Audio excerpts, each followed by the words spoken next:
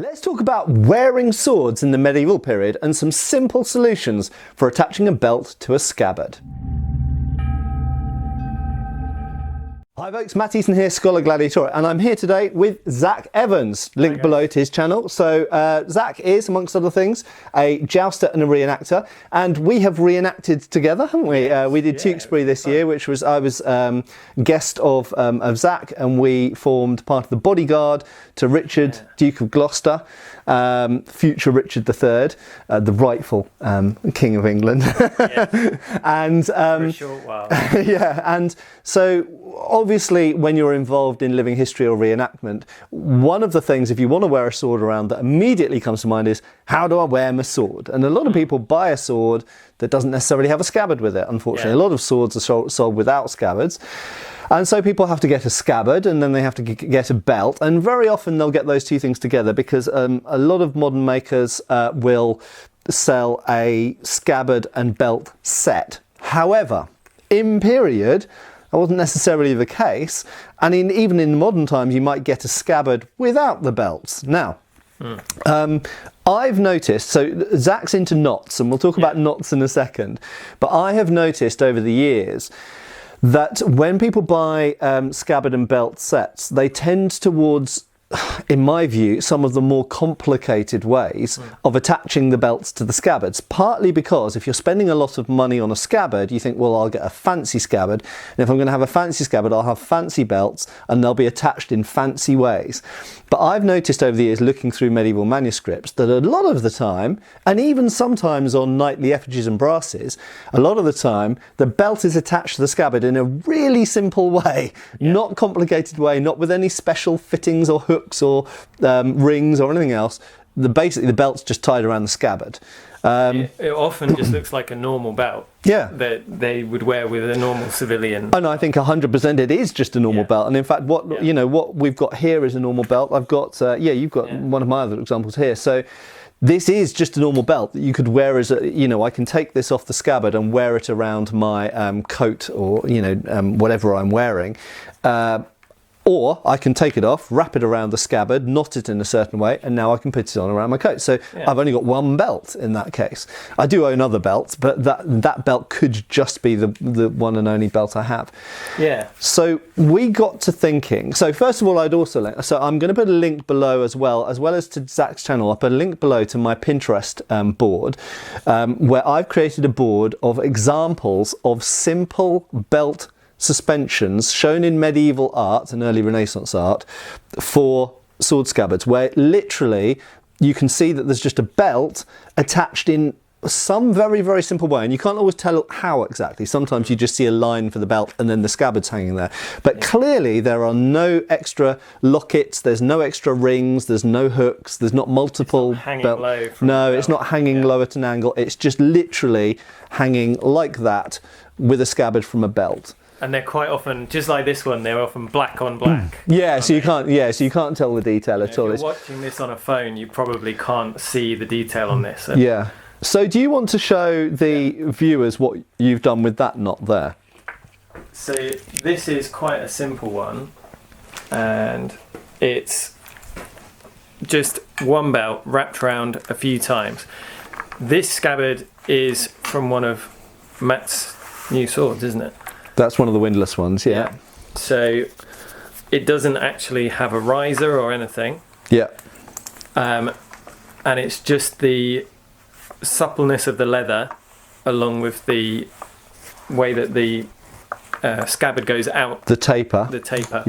That keeps it in line. So and that you hold that up straight.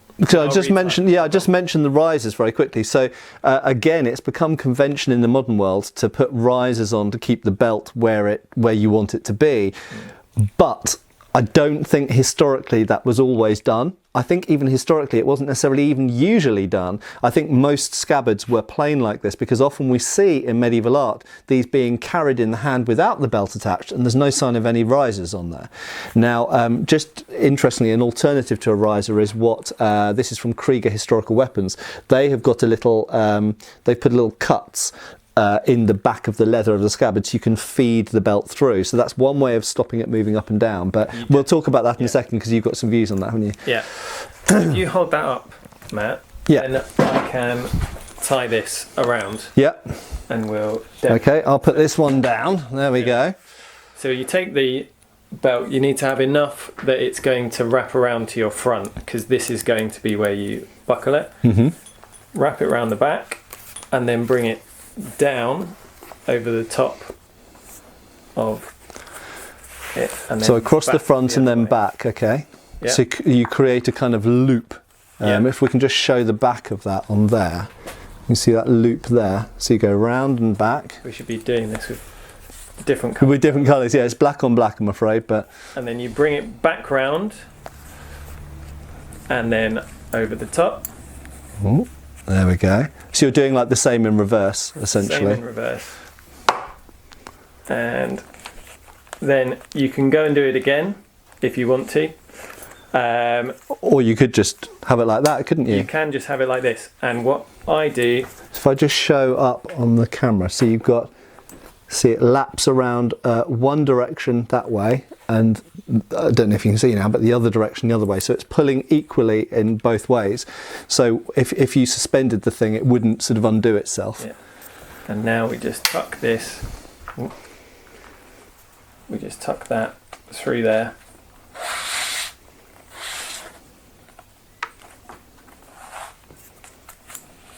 There we go. And that is your simplest.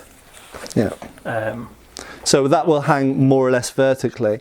Now, if you want to come back over here on, so there's a similar thing, if I just give you that one, there's a similar thing on this Krieger historical weapons one. They've done, again, you can see it loops around, hopefully that's focused, it loops around one way that way and the other way that way. So again, that's keeping that there. Their belt has gone, they've done a slightly more complicated thing that's gone back under that belt and then come up here. Now, with these various little slight differences in what you do with the belt, means that you can have the sword hanging completely vertically, or you can have it hanging at a diagonal, or with certain ways you can have it hanging almost horizontally.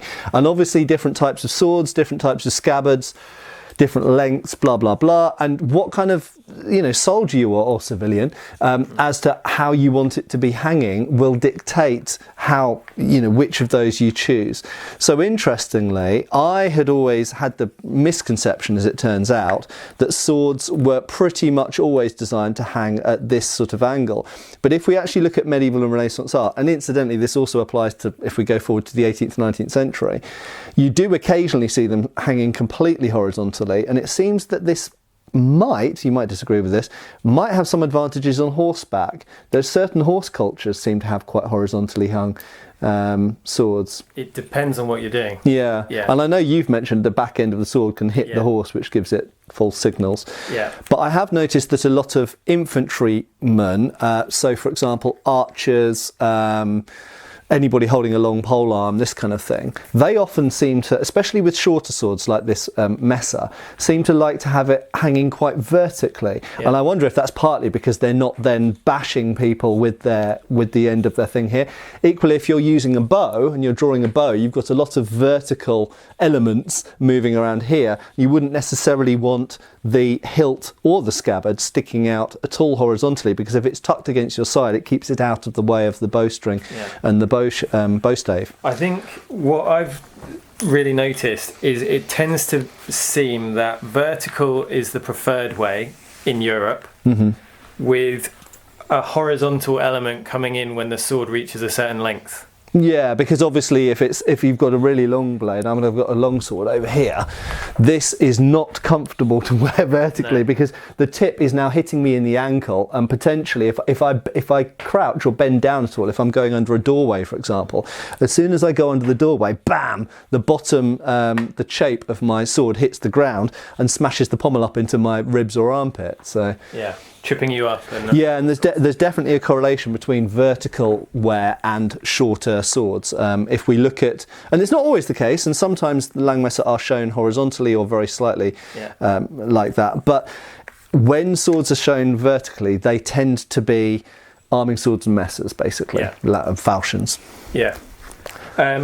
From a riding point of view, I've found that vertical is better generally, except for if you're planning on being in close formation with other people.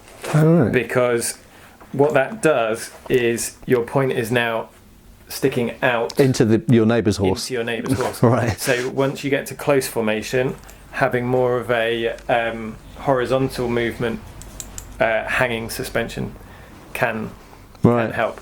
What you see later on is them being mounted on the saddle. Actually, on the saddle, straight down. Yeah. Which kind of.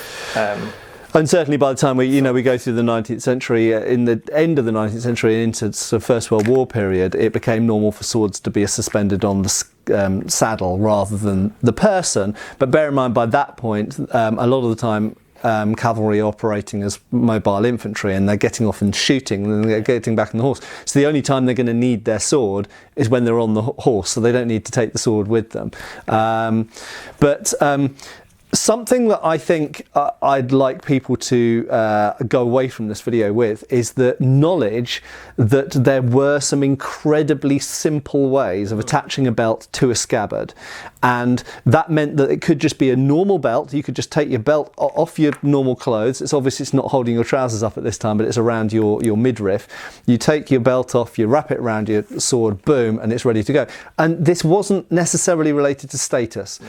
There are high status people with incredibly simple arrangements for hanging their swords. As I say, even on knightly brasses, one of the examples, I was actually looking at copying the harness, although I've moved away from that one now. The belt suspension on that is so simple. I mean, it's actually even simpler than what we've shown here. But literally, the belt comes up either side and is just wrapped around a couple of times around the scabbard. There's no sign of any rises on the scabbard. There's no sign of anything attaching the belt to the scabbard. And as I say, I think in many cases you wouldn't necessarily want something attaching the belt to the scabbard, because you want that versatility of being able to take the sword off and put your belt back on your clothes. You're not going to be walking around with two different belts. So in the modern world, I think it's perfectly fine to get a plain scabbard, and that plain scabbard to have a belt, and you can marry those two things together when you want, and you can separate them when you want. And remember, as I've got with the long sword here, very often swords were just carried around in the hand like that. And there's a huge amount of medieval art of people just with the sword in their hand. Where's the belt gone? Well, that's the belt that they're wearing around here. They want to ride a horse? Great, okay, you take your belt off, you wrap it around here, you attach it up there, you get on your horse and off you ride, So I think it's a much more versatile setup, but it's not very well represented in the modern replica world. How much is it done in reenactment? I don't even know how much that. Not very much. No, again, okay. I think it's so, we forget how expensive a lot of these things were, right?